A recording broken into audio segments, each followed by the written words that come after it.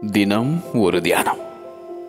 உமது வேதம் என் மனமகிழ்ச்சியா இராதிருந்தால் என் துக்கத்திலே அழிந்து போயிருப்பேன்.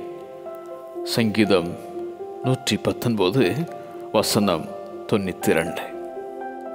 கர்த்தருடைய வேதம் குறைவற்றதும் ஆத்துமாவை உயிர்ப்பிக்கிறதுமாயிருக்கிறது.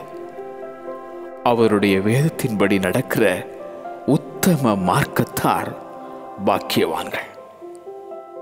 அநேகமாயிரம் பொன் வெள்ளியை பார்க்கிலும் நீர் விளம்பின வேதமே எனக்கு நலம். உமது வேதத்தில் நான் எவ்வளவு பிரியமாயிருக்கிறேன்.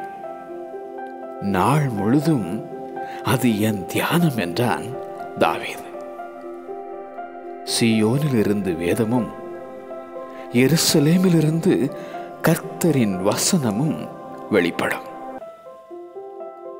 கர்த்தருடைய வேதத்தை ஆராயவும் அதின்படி செய்யவும் அதை உபதேசிக்கவும் தன் இருதயத்தை பக்குவப்படுத்தியிருந்த அந்த எஸ்ரா. வேதம் உன்னை உடைத்து உருவாக்கிடும்.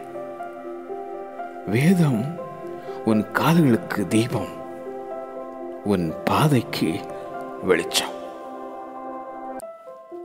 சத்திய வேதம் வாசித்திடு, ஜெபித்திடு தினம்தோறும். அவருடைய வேதத்தில் தியானமாயிருந்தால் நீ பாக்கியவானாய் இருப்பாய். உமது வேதம் என் மனமகிழ்ச்சியாய் இராதிருந்தால் என் துக்கத்திலே அழிந்து போயிருப்பேன்.